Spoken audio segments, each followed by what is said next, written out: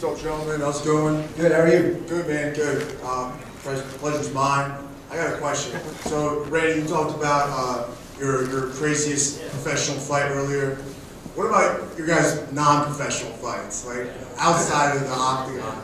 You guys ever get any scuffles? And you guys ever any?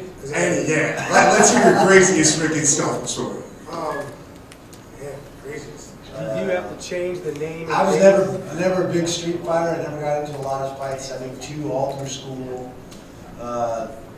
In '95, we were down in Buckhead, outside of Atlanta, which is a big area, a lot of bars there.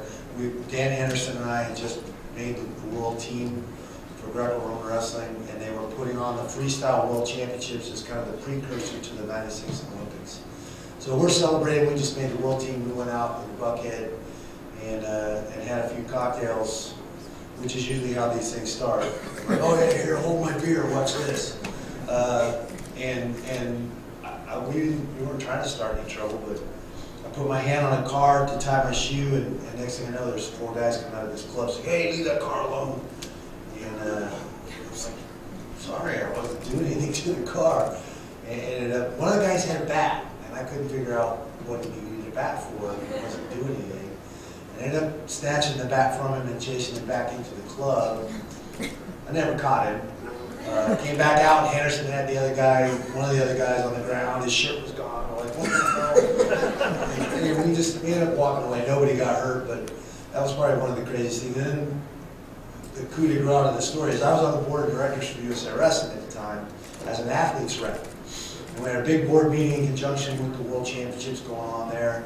That evening we went to dinner, and we went out after that. We ended up in this club. I'm standing there, still licking my wounds from the night before, and all of a sudden I got 2 police officers and a security guard in my face saying, "You're out of here." And I'm like, "Dude, what? I didn't do anything." It's like, "Well, you were in here last night with a baseball bat." I'm like, "Oh, shit. This is the same place." I didn't realize I walked into the same club. That's how bad it was. I know you got something for me, Sean. Okay, for me, again, I don't have it's not, I've got a lot to choose from. I fought a lot growing up. He was a bouncer, too, for a I while. was a bouncer for a while, too, but some of my younger stories are more fun.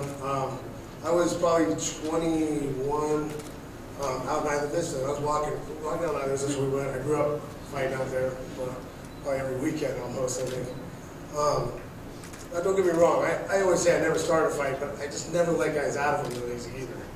So, but anyway, so while I was walking, I was talking to this girl in the middle of the street, Del Playa, and these 4 dudes walk up and start, like, I was by myself, my brothers were down the street, they're coming up. But I'm sitting there, and the guys just started giving me a hard time. I'm like, "Look, man, I don't want any trouble with you guys. I'm just sitting here talking. All right, and walk on." I'm not going anywhere. I don't want to fight you guys, but I'm not going anywhere. I'm not leaving. So I kept doing that. Then my brothers walked up. I got my 2 brothers. One of my brothers is a little crazier than me. Brothers with my little brother, but my little brother's like 6'4", 300 pounds. So they both walk up, and everything. This guy's talking a bunch of trash with me, and then one of the guys says something to my brother. My brother said, "What?" And starts to say, "Fuck you," to my brother. My brother hits him, right? So drops him into the thing, and he's sitting there kneeing him against his car, right? So the guy next to him turns right away. The guy right in front of me turns to hit my brother. I'm like, "Why? Just give me his chin." So, dropped him.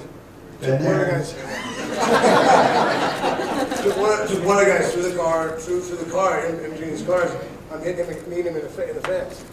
Then I look back, and my brother's, like I said, he's a little crazy. He's still kicking the same guy. He's still on the ground, me and the same guy that he hit. And I look, and one of the guys is running over to kick him. So I look, and I go, "Oh, how am I going to get there in time? Oh, I guess I got to go in the car." So I jumped up on the car, flew off, and did a flying sidekick, and I hold him in the street.